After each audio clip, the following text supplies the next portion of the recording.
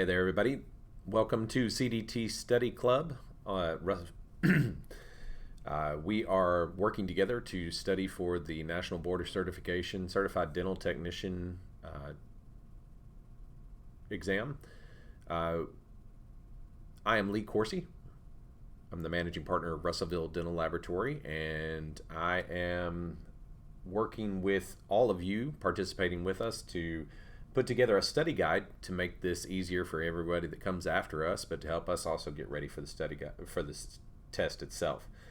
I apologize for being fumbling on my words. I signed up for the exam in December on our last episode last week, and so we'll get to find out pretty soon whether or not I know anything. And bets are open. Okay, so I expect to hear about the action, what the odds are.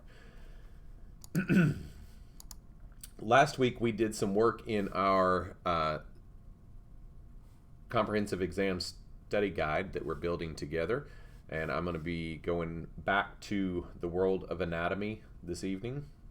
So let's get into that stuff. Let's review real quick as we do each episode. These are CDT Study Club open notes. If you're watching us on Twitch and you look right down below here, you will see a link to Google Drive that will take you to this CDT Study Club, and you can comment and participate. I got a text message from somebody saying they're going to be late. So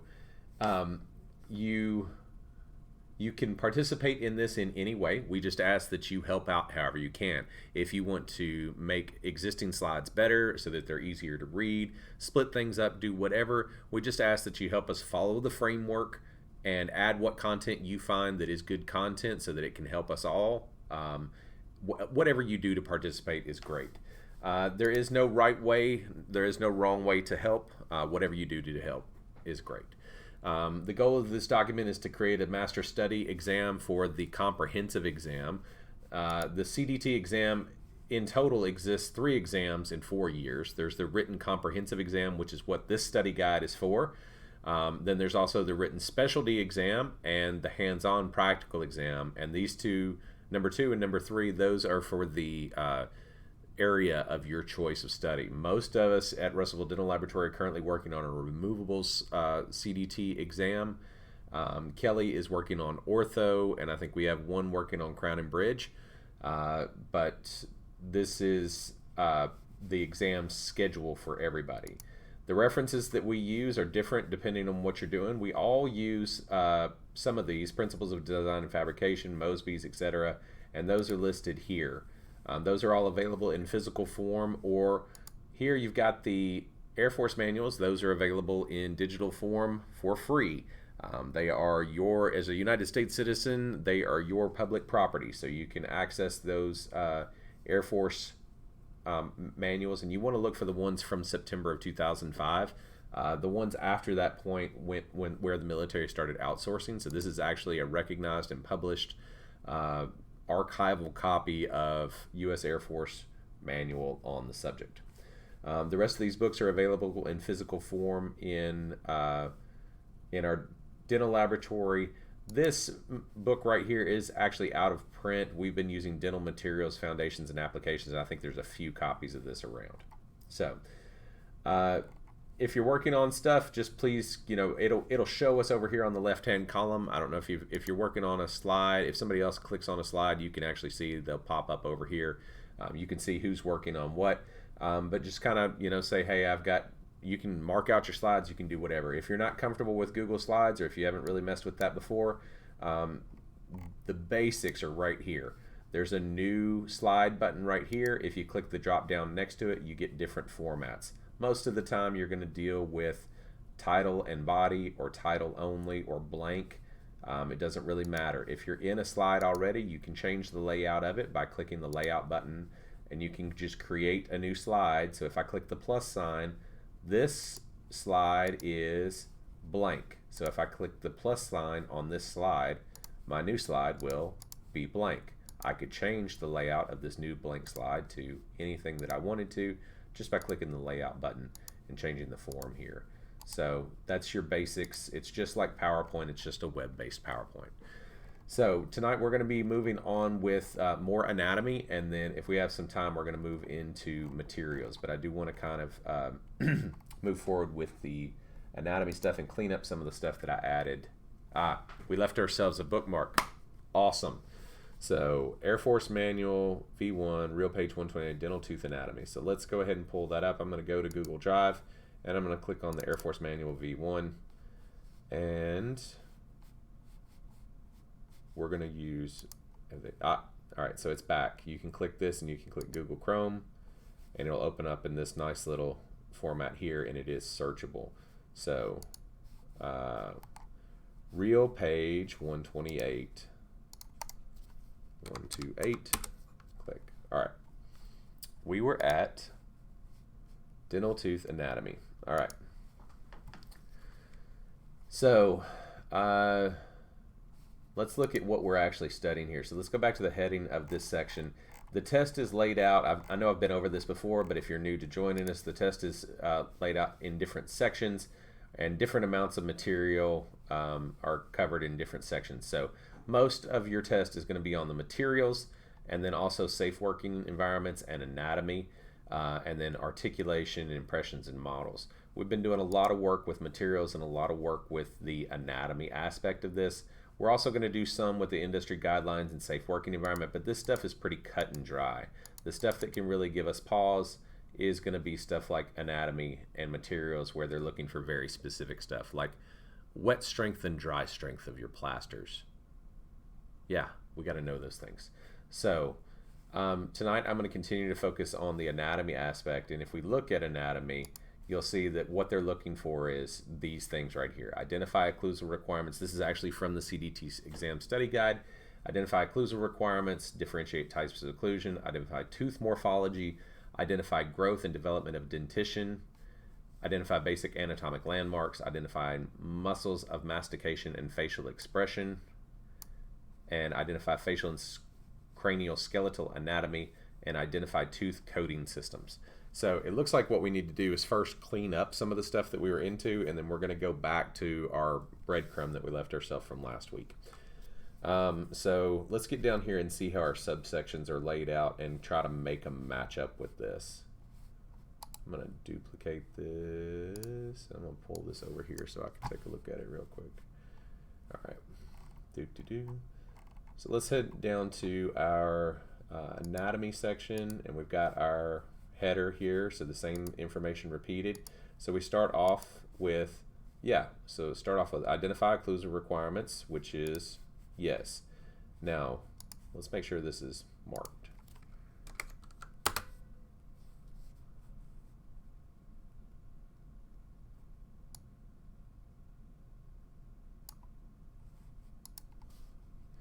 All right, so this is one of the section headers, and now we know what we're looking at.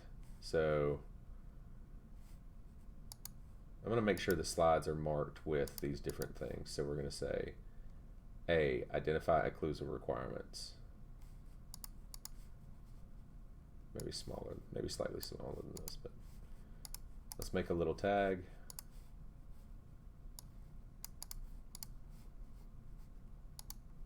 All right, so I'm going to insert a text box. A, identify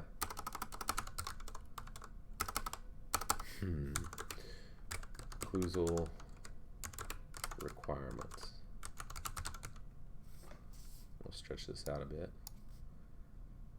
And that's going to be our baseline. I'm just going to slam this down to the bottom and left. It's already set left.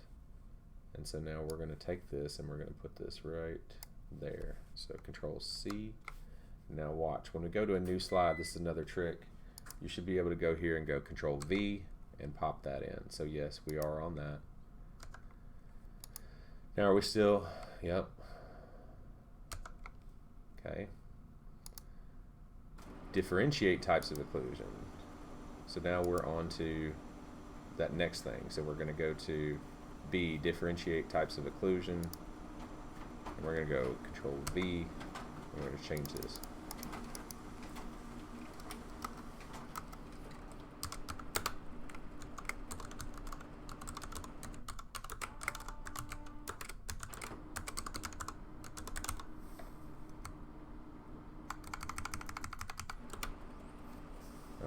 So now if we click here, this, we're going to Control C and we're going to continue on.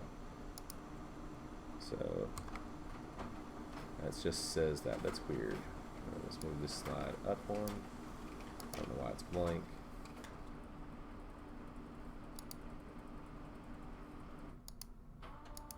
Okay.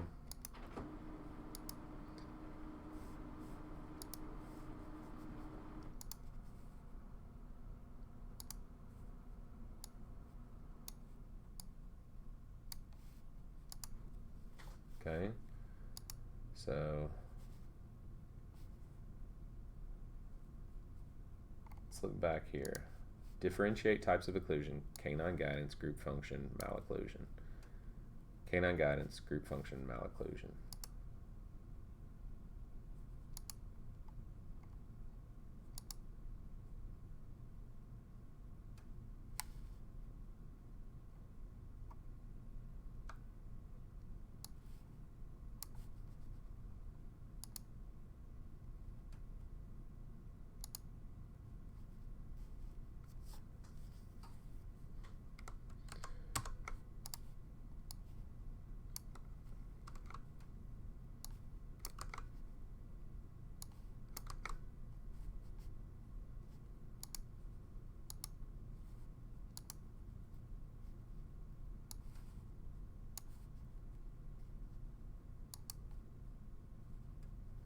No. Sorry. Color. Man, why is this always weird? I don't know why color is weird on this. So, like, why are these different weights? Oh, it's all supposed to be, what is this? Railway. So we'll move it to all railway. It's weird. Okay, that's better. It's more readable now.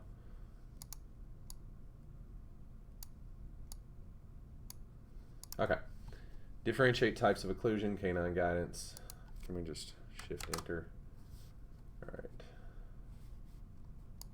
So, okay, occlusion and malocclusion. So here's the different types. So class 1 or normal, we learned is where the canine, the upper canine is halfway through the lower, is 1/2 tooth in front of the lower canine. Yes.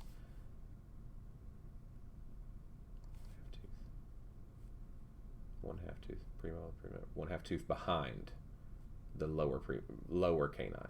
So yeah, class 1 is the upper canine is 1/2 tooth behind the lower canine. Class 2 or retrognathic, the upper canine is 1/2 tooth is 1/2 tooth or more ahead of the lower canine. These are even. You can see those right there. And then class 3 or prognathic, the upper canines are more than 1/2 tooth behind the lower canines. So you can see a full tooth there, full tooth distance there. And then we jump to F for some reason. So let's get back here, Control C, Control V. So then we need to figure out if we've got, so we jumped away. All right, so what should we have? Identify tooth morphology. All right, so we had some of that stuff here, and we'll try to grab that. I was looking at some of this beforehand. All right, so we've got this, this,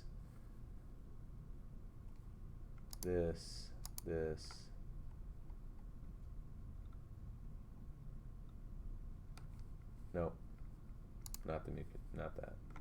What is this? Got that image in there twice, don't I?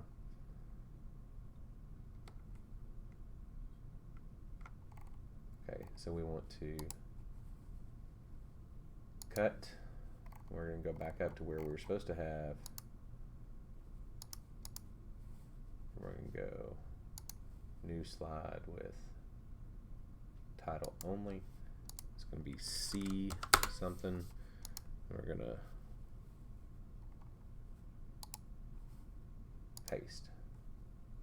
All right. So what was C again? So if we go back up to our layout slide, we want identify tooth morphology. And if we go back down here, we can find that. So that's end V. All right. Okay, so looking at our tooth morphology, we've got, let's see the way that the U.S. Air Force Manual has laid this stuff out so that we can compare and contrast. So we're going to go back to the index. We're going to look for tooth morphology, which I believe was right down here. And I was wrong. Okay, so we found this last time. It said tooth morphology. It was very, very clear.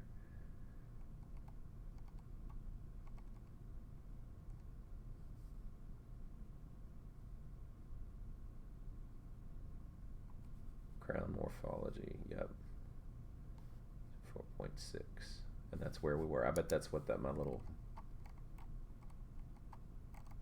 breadcrumb was. Page 128. Dang. Only I'd listened to me. So this is where we were last week. Tooth morphology, tooth morphology. All right, so anterior teeth, posterior teeth. All right, so we're going to start getting into some images that we can use here.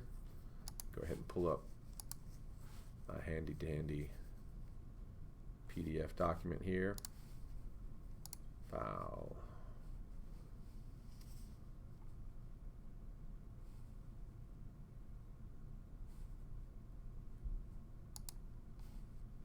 I apologize for the wait, y'all. I'm just opening this document one more time in a different window. And it's always right here, Air Force Manual V1. So go back to 128. All right.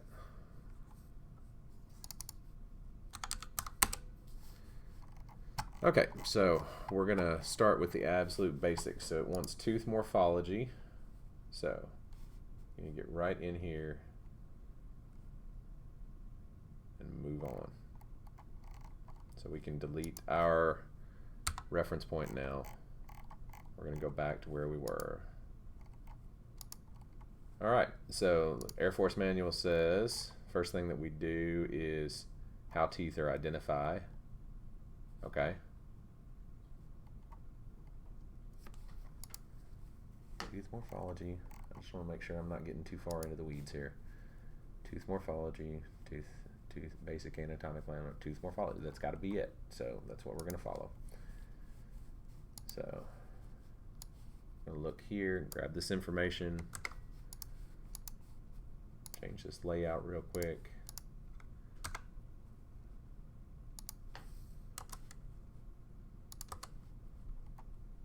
Oops. And look back here. So yeah, that is correct. And then we'll just grab these two and embed them just a little bit, indent.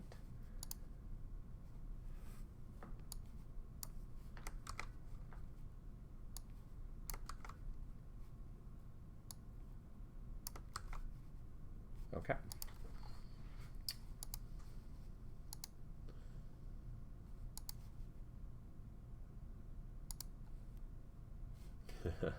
That's not what I wanted to happen, so we'll go back. All right, so going back to our anatomy section.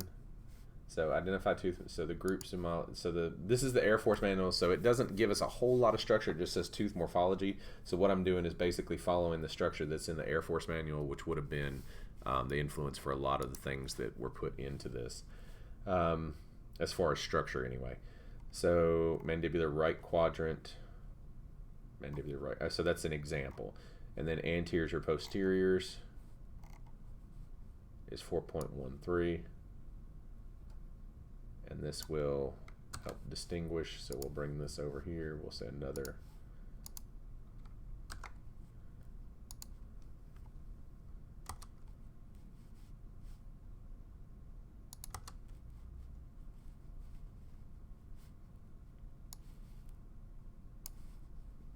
Indent this just a little bit.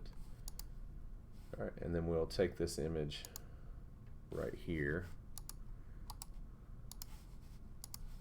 And I'm doing this with the PDF viewer on the other screen, so I should be able to embed this in. We're just going to change this layout to blank.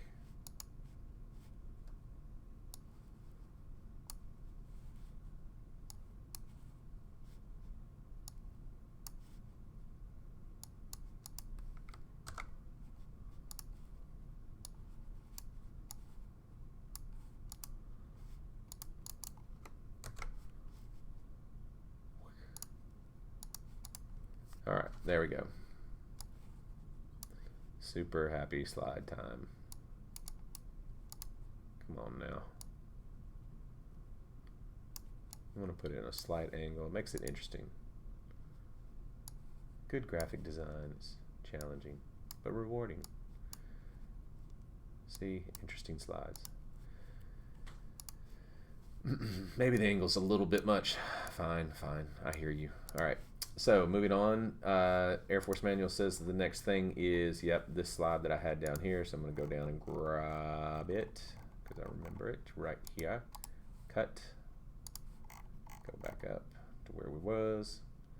And right click and paste. So we've got this. And what are they saying this? Anteriors. Okay, canines. Yeah, incisors, canines, premolars. See so just for those of you who are in the conversation in the dental laboratory about premolars versus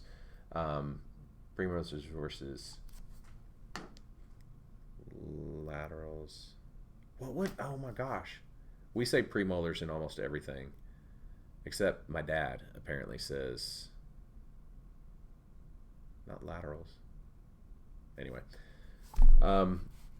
central and lateral incisors. Central and lateral incisors.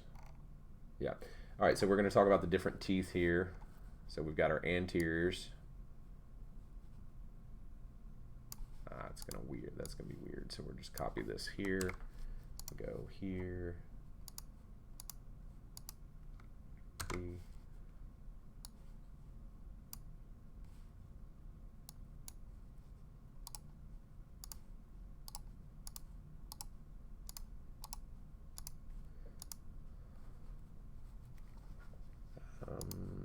Layout blank. Shift enter.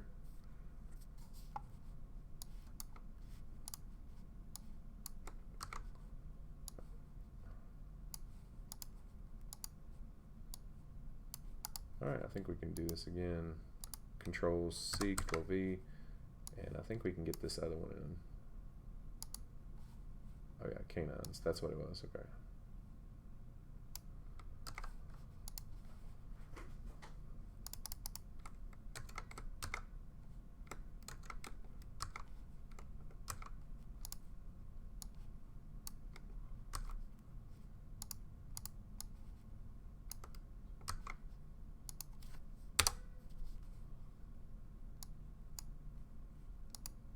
All right.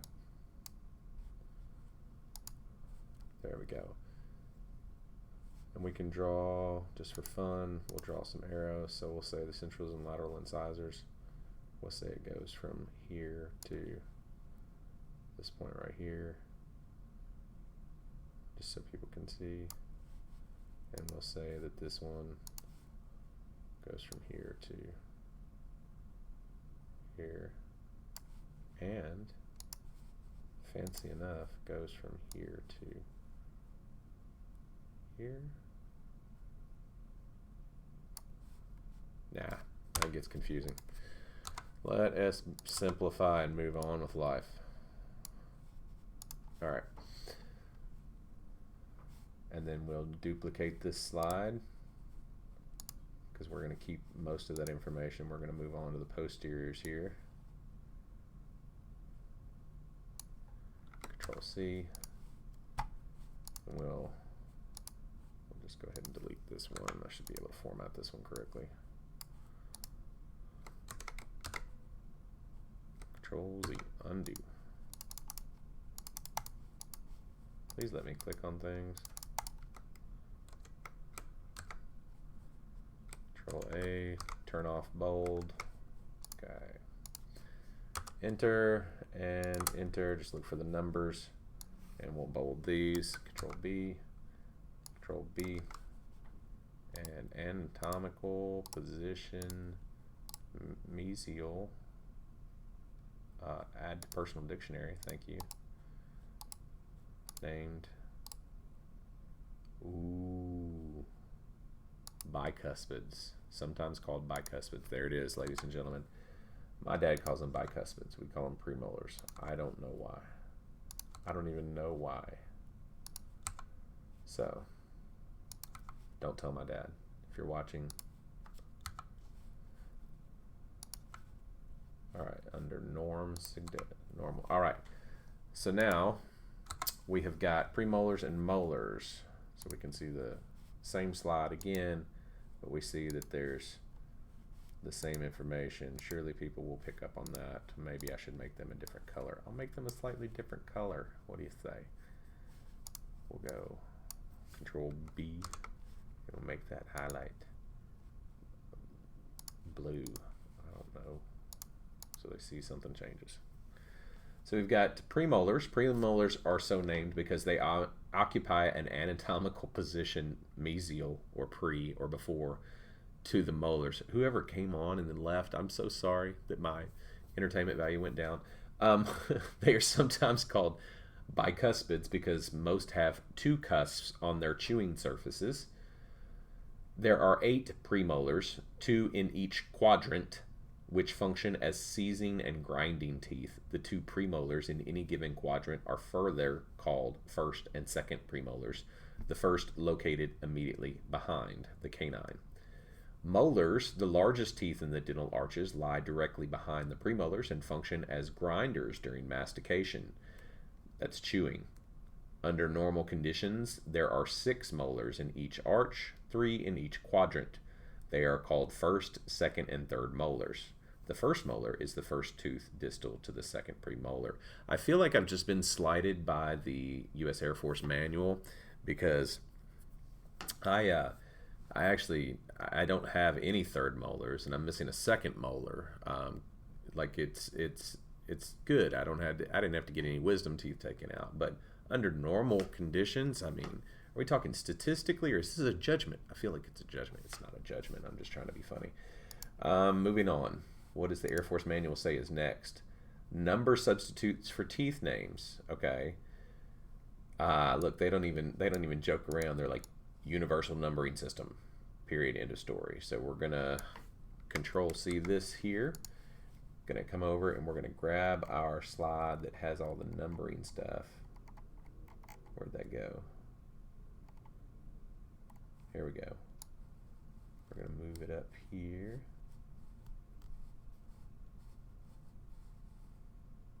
There,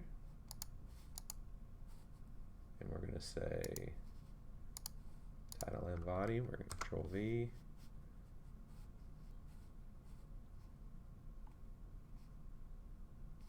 and get rid of this layout.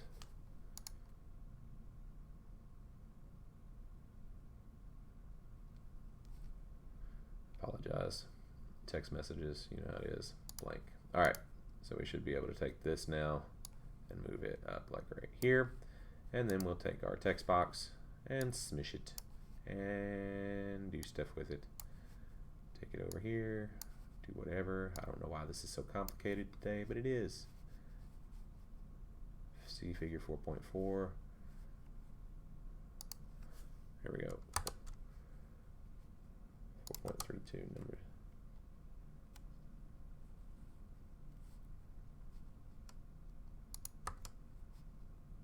And descriptions like maxillary right molar, why there's so many spaces.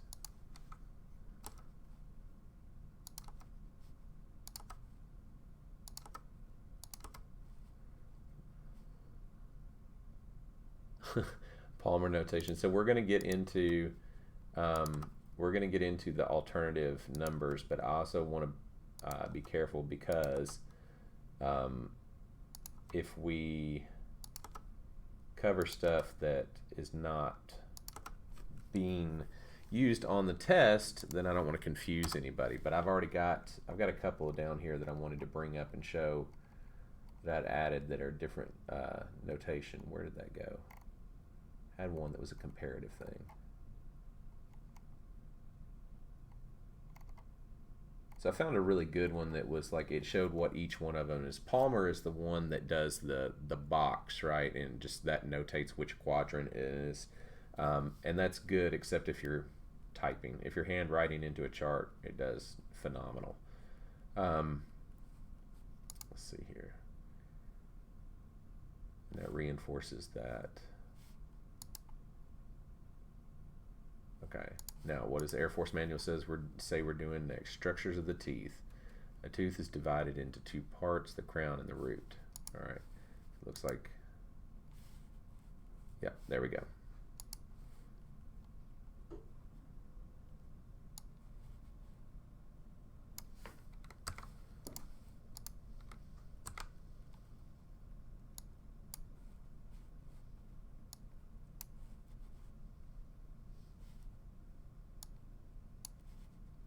Oh, look, you could almost do, watch. This is a, if you need presentation tricks, just so you know. So watch this. We'll do this, and then we'll duplicate this slide. Yep, there it is. Don't know why it was so hard to see. And then you can take this and you can double click again, pull this back out. And if you do your animation between the two, so let's grab this next thing. So now we have more relevant information here. Control V.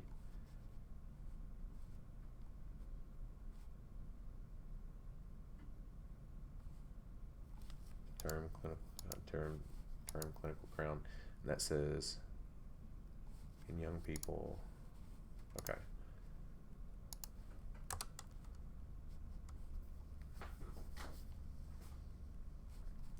All right. And what is the reference point that they gave us in that manual as well? Wow, that's really, excuse me, 630. Uh-huh.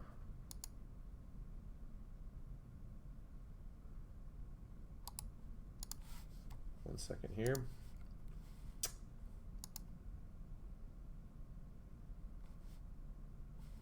We're going to duplicate this slide here and use the slide from the, use this image from the Air Force Manual over here as well, because it is a good reference. It has the numbers and the names on it. There we go. So we'll have two charts there that have those reference points on it. I'm looking for tooth 4-5. Okay, so here is the image that they say we should use. They say clinical crown enameled, gingival crest. Okay, so we'll use this image.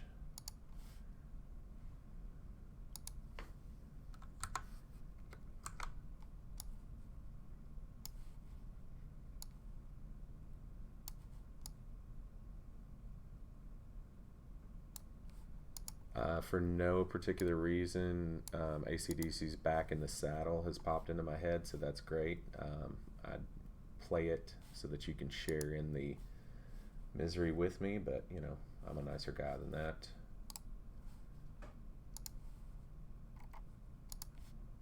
All right, so Control C, we'll take this context back up here, Control A, Control V. And then we're going to get rid of that slide. All right, so now we've got it, the one that is being used, and this is clinical crown. It's got the same terminology, and it can go straight to each of those things. Root surface. The bulk of the tooth is composed of a bone-like substance called dentin.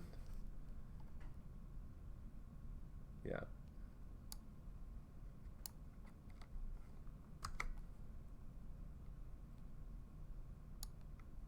Cervical line, yep.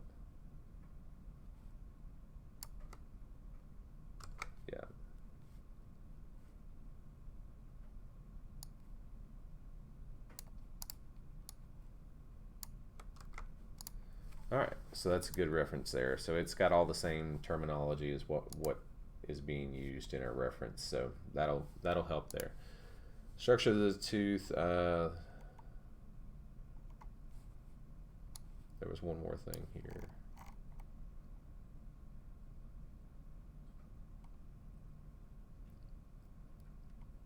Okay, so then we get into supporting structures of the teeth.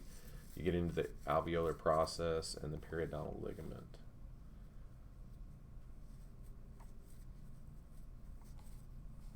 Okay, moving on.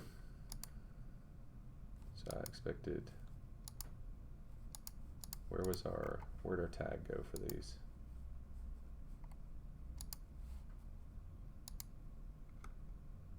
Control C, go back, Control V, C, identify tooth morphology. All right, trying to do best practices here. Did I actually, no, I didn't. All right, identify tooth morphology. So we're gonna copy this and we're gonna go down, make sure we've got our slides marked.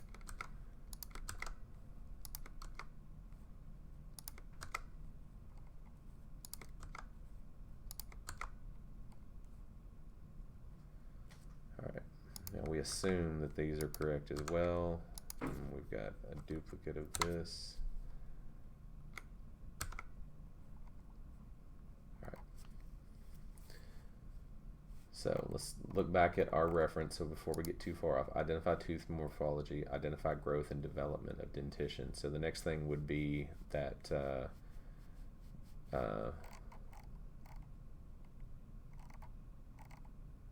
we go.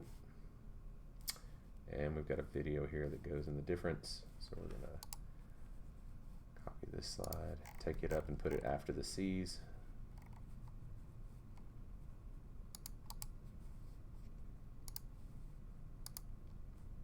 We'll call that, so that'll be our stopping point. All right, let's see what else we can find here.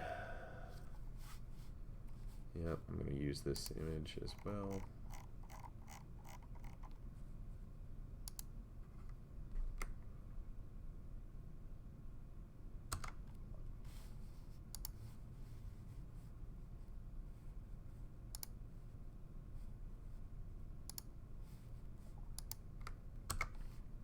Whoa, okay, huge image. Cool, cool, cool, cool. All right, shrink that down. Don't think we need to be so aggressive image. All right, so what are we not covering? Supporting structures of the teeth. So let's get this right here.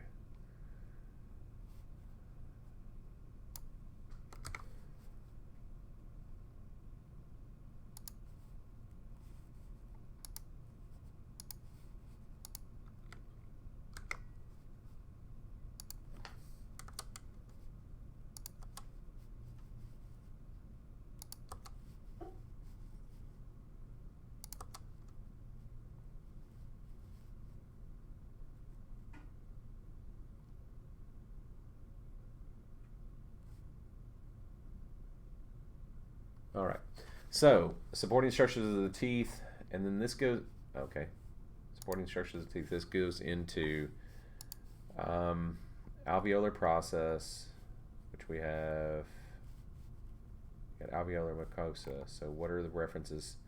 So do we see any image references? Supporting structures of the teeth, and then get down here, figure 4, and then you get into the gingiva and referenced here. So we're looking for an image that has alveolar process, periodontal ligament, etc., which I think we have. I think it's right.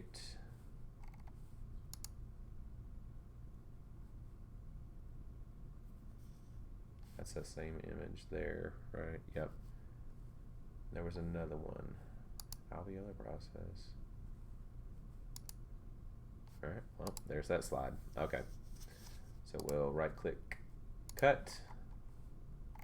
There's that Palmer notation slide I was talking about. We're going to come back up here, go ahead and paste.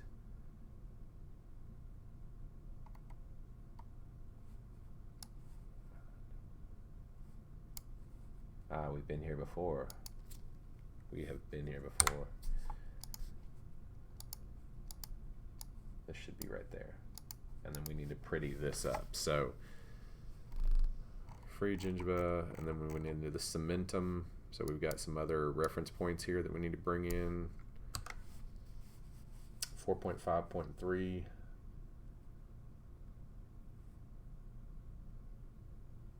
Yeah, so let's pull some of this out here. Let's duplicate this slide. Control V. We're going to come back up here, and we're going to get this crap right here. Control X.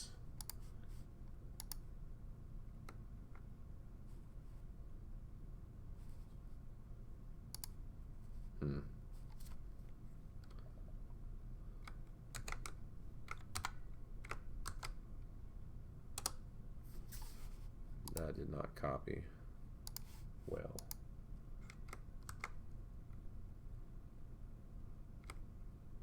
That did not copy at all. Copy. Shift Control V. Nope. No sir. We're going to have to copy from right here. Apparently Adobe hates copy and pasting text. Control V. Alright. And then we need to hit this 4.5.4. So we've got our periodontal ligament here. We've got our cementum here. And our gingiva here.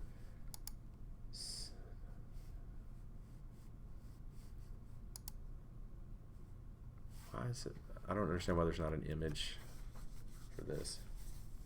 Let's find one.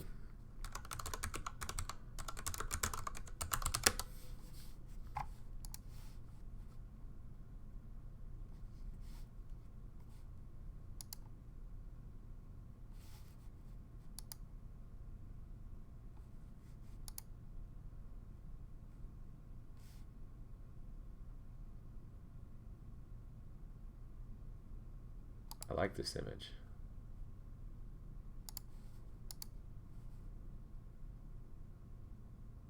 Yes, this is a good image. Thank you, internet.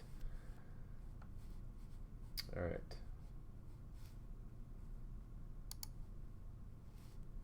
So what we're going to do is we're going to grab this and move this down. Delete this. Control V, put this image in here. I'm going to expand it as much as we can.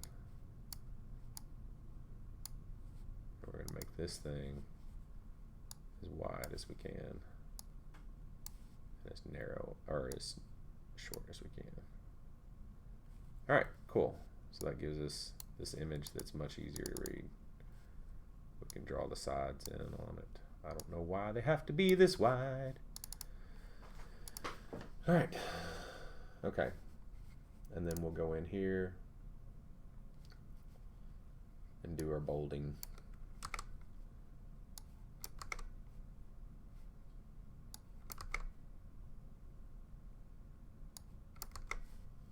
All right, that is a much better image than anything we had in the Air Force manual there. Okay. Gingiva, free gingiva. Oh, there we go. Free and attached gingiva. Okay. That's what we need to do, is clarify on that stuff. That is a good one. Free versus attached gingiva.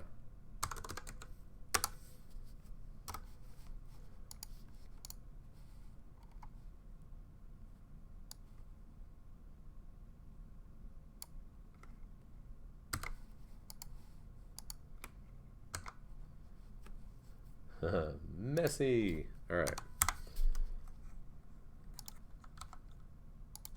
Clean this up just a little bit since we have 700 extra spaces in here.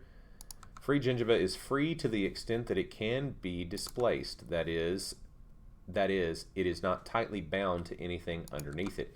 Free gingiva extends from the gingival crest to the bottom of the gingival sulcus. At the bottom of the sulcus, an epithelial attachment joins the free gingiva to the tooth surface. The interdental papilla is the portion of the free free gingiva that fills the proximal space below the contact areas of adjacent teeth. It helps prevent food from packing between the teeth. Attached gingiva covers the labial cortical plate of the alveolar process. It is firmly fixed to underlying bone. All right, so let's change. I'm gonna nuke this. I don't like that they add this random gray bar up here, so I'm gonna blank it. It'll let me keep my title. Move this up, and we're gonna go like that. And then if we take this, we should be able to yoink. Yes. Now let's find that image again. Yep.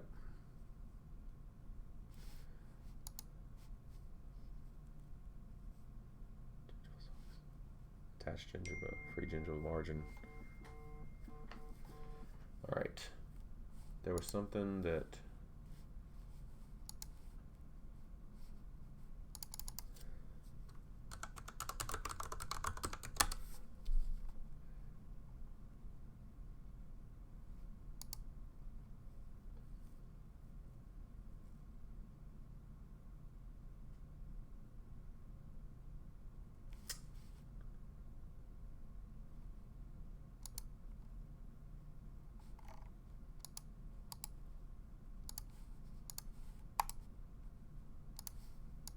there we go.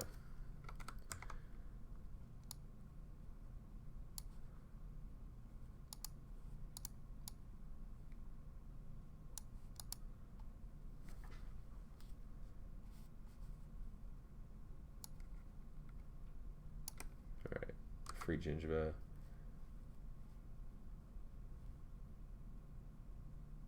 Interdental papilla.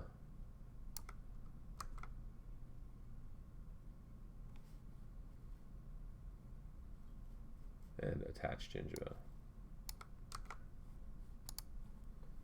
Okay, cool. So we got free versus attached gingiva. That's a pretty thorough explanation. I still don't have, I just need to bring this down again, don't I? Need something that clarifies.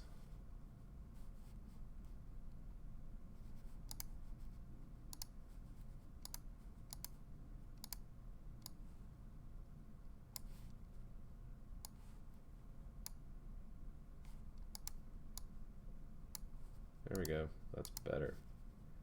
Especially if it wasn't for all these.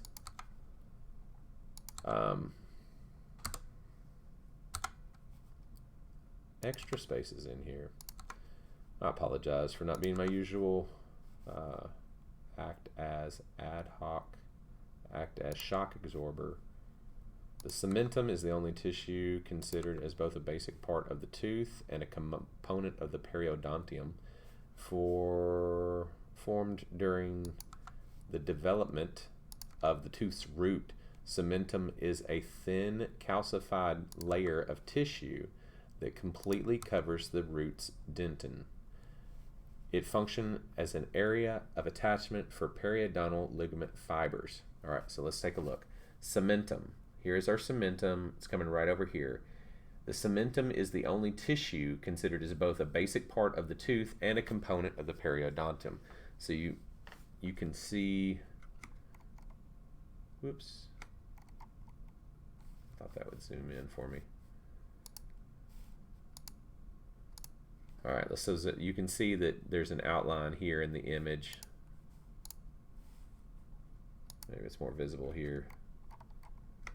So you can see that there's an outline of a thin layer here that is pointing to called the cementum. I hope that's clear enough on the image. And the alveolar process is right here, which is the ridge or residual ridge in the case of missing teeth. This periodontal ligament is what connects the attached gingiva to the cementum. And these epithelial attachments that exist up here are the free gingiva. They are thin and can be easily broken. Right? Is that what? Attachment unit of periodontism. Look up alveolar crest fibers. And then you've got these horizontal fibers here. Okay, so the cementum is a thin layer of tissue that counts as part of the tooth and exists on the outside of the tooth right here, and that's where the periodontal ligaments connect the alveolar process to the cementum of the tooth, and that has how a tooth can both be fixed in place and mobile. Congratulations, kids. Learning is power. All right, reset. There we go. Gingiva. The gingiva is the specialized mucous membrane. Whoops. Undo. Let go. Escape. All right, there we go. The gingiva is the specialized mucous membrane covering the alveolar process. All right, so this is where it takes, we need to be careful. So gingiva. Gingiva is not actually covered here. So let's cut this. Let's compress this more. Make this image larger. All right, let's make a new slide then. So we'll duplicate whatever this is. Control V. We'll slip this out here. Let's find an image. We talked about gingiva up here though.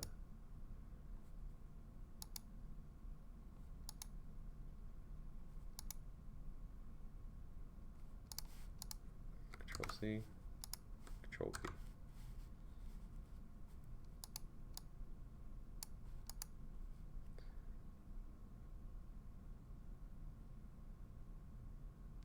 There we go. Now we've got consistency. All right.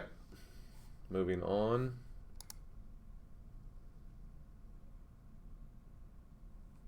Okay.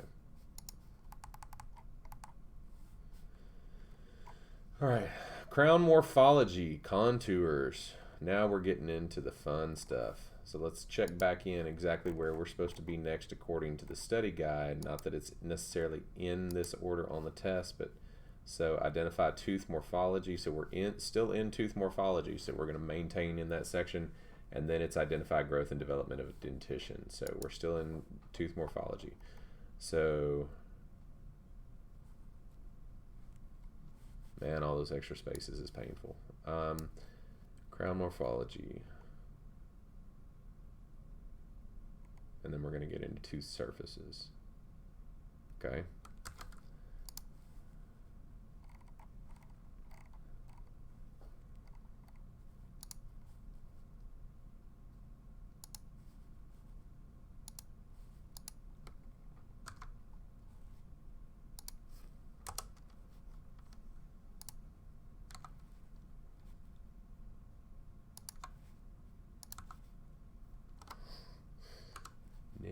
Wrong word. I bet this is way more exciting than watching Fortnite. I'm just guessing, but I'm way more exciting than watching Fortnite. Crown morphology. So, now what are they using to...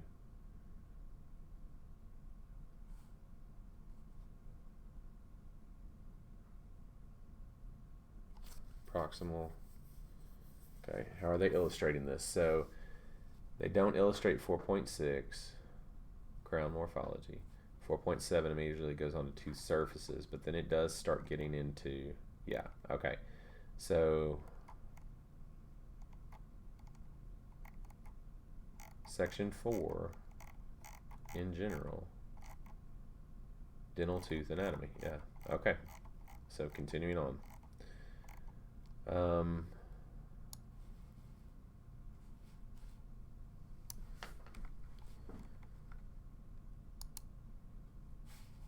so I'm going to grab this out of my magic PDF of glory over here. Pull this over in, and we're going to make a new slide. I need to find one for crown morphology there. We're going to go ahead and pop this in.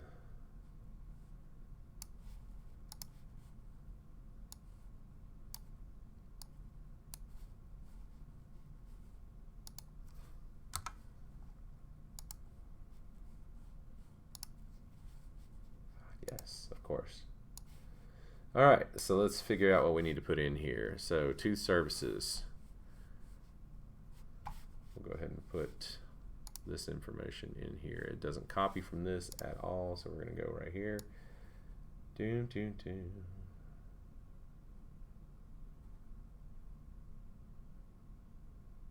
We'll just get that information right there. Control V.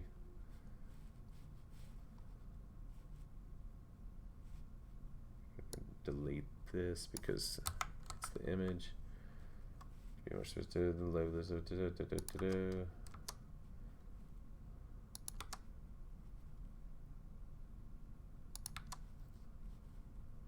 All right, so there we go. Control B. Control B.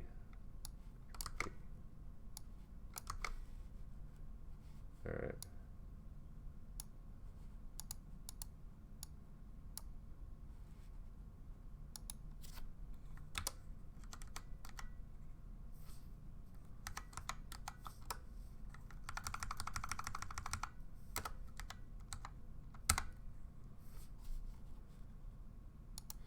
If one more label try to stop me. All right, facial. All right, so this gets facial surfaces right here. So this is the outer, the lingual surfaces, inside, incisal surface, incisal edge is this outer edge here, the leading edge, and the occlusal surface, right? So that's all illustrated there. The next image that we see is this long axis image, which I'm going to grab from over here and make another slide. Yeah, that's fine. Just make a new slide. Try this out. Where's our text?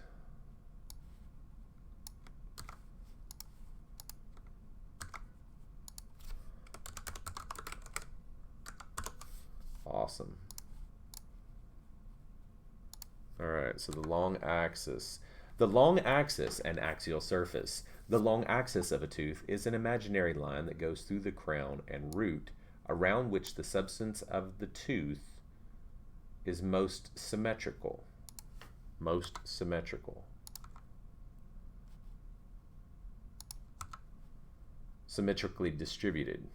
Figure 4.8, we can delete that because it's right here. Any surface of a tooth that is parallel to the long axis is called an axial surface. For example, mesial, distal, facial, or lingual surfaces. I'm going to enter here.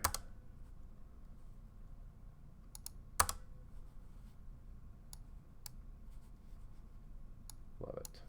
Okay.